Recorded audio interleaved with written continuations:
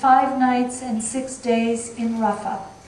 We were welcomed by Palestinian families into their homes, served wonderful Palestinian meals, and got to know the families with whom Rachel had spent time. We went to the wells that she had tried to protect, and we saw fresh bullet holes that had been fired from the military towers along the border into these wells. We also saw the anxious looks on the workers' faces because young children followed us into the area, and it was clear that they were very clearly vulnerable because of the firing that was still coming from those towers. We fell asleep at night in 2003 to the sounds of shelling on the border and tracers streaking through the night sky. We waited at Abu Holi checkpoint, in one of the checkpoints that divided Gaza at the time, squeezed among a sea of cars waiting to go through, filled with hundreds and hundreds of Gazans who had learned, waiting there, to stifle their impatience. We returned to Gaza in January of 2006, after the Israeli military had unilaterally disengaged, and the settlements that had been in Gaza that had accommodated 8,000 settlers in 21, I believe, or 22 settlements after they had left in 2005. We found, though, that life for Gazans had changed very, very little, except that these settlements and checkpoints were gone. One could at that time drive up and down the Gaza Strip. It's 30 miles long. And we could drive along the sea to Rafah. Rachel had felt really sad because the children of Rafah were not able to go to the sea. Many of them had not seen the sea, even though they were very close to it. And she had loved the ocean and knew what a comfort it could be. And so it was very hard for her to know that the kids were not able to get there. In 2006, we could go and drive along the sea, and people in Gaza could get to the sea near Rafah. But the borders, the airspace, the coastline were still completely controlled by the Israeli military, and it was clear to us that Gaza was as much as ever a prison. There was, though, a great deal of excitement because the elections were coming. There were posters on the wall, there was campaigning that was happening. But with the election of Hamas came also very heavy-handed rejection from Israel and the United States, and we have all witnessed during the past 2 years, really, the terrible aftermath of the isolation that has been imposed on Gaza since that time. Sami Abdel-Shafi of Emerge Consulting in Gaza wrote in the London Independent that disengagement became a euphemism for inexcusably imprisoning Palestinians and degrading 1.4 million civilians to utter hopelessness. And in his book, Peace Not Apartheid, President Jimmy Carter wrote, Gaza has maintained a population growth rate of 4.7% annually, one of the highest in the world, so more than half its people are less than 15 years old. They are being strangled since the Israeli withdrawal. After attacks in northern Gaza last year, Dr. Mona El-Farah, a friend of ours, reported that she had seen some of the shrapnel that was recovered from the previous day's injuries marked clearly, made in the USA.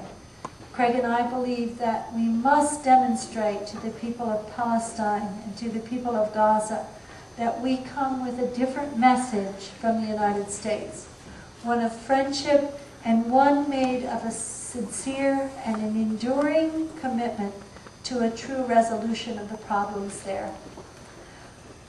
We believe that the groundwork for justice and peace in Israel and Palestine is being laid by many Palestinians and Israelis there who are working to find solutions.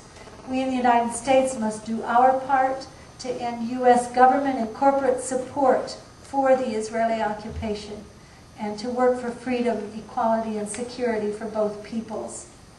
Rachel wrote, I think freedom for Palestine could be an incredible source of hope to provide people struggling all over the world, for people struggling all over the world.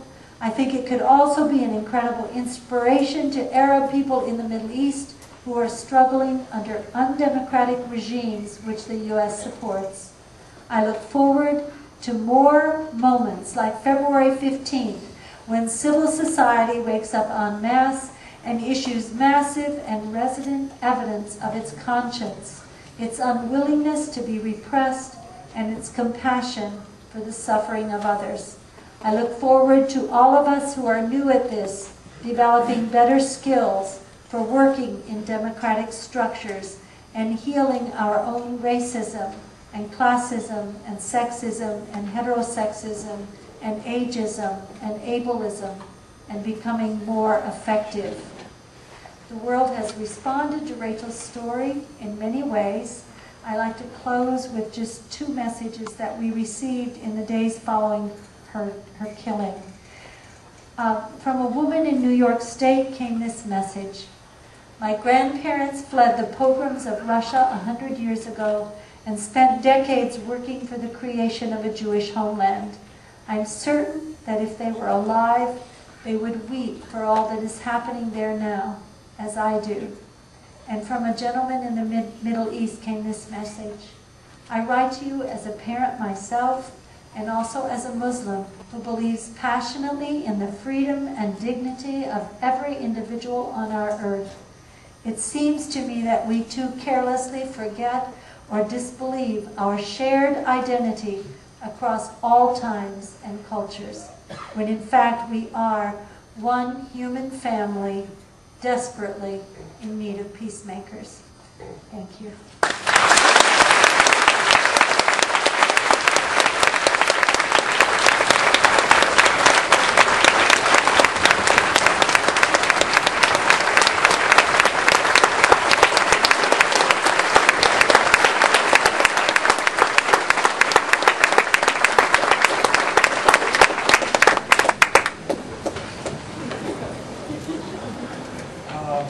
I'd just like to talk to you for a few minutes before we go to Q&A about some of the things that Cindy and I have seen on our 3 trips to Israel and Palestine. I promise I won't make you suffer through the slides of what our vacation last summer or something like that. This trip was, as Cindy mentioned, because of the play My Name is Rachel Corrie, was translated into Arabic and shown in Israel, in Haifa, Nazareth, and Jaffa, and they're continuing to show it. So they have plans for East Jerusalem and going into the West Bank as well.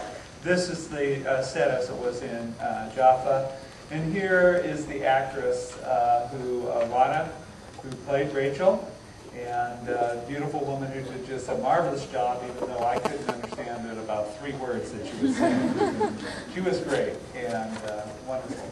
And on your right is the director who brought the play to Palestine. And just say, one of the things that impacted me talking to Riyadh is, for one thing, in English at least, on the bell, so I could read it, he had one of the quotes from Rachel, which was back from her childhood or in college, something that she'd written, saying that you might be changed by what you were looking for. And I went there expecting to have him talk to me about Rachel coming to Palestine, and instead he talked about what Rachel was reading, and her as a fellow intellectual, really, and his friend Waleed was doing the same thing. So it was interesting.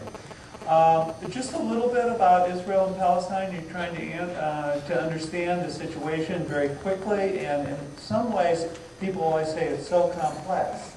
And in some ways, to me, it's actually quite simple. There's a lot of detail when you start following through what's happening there.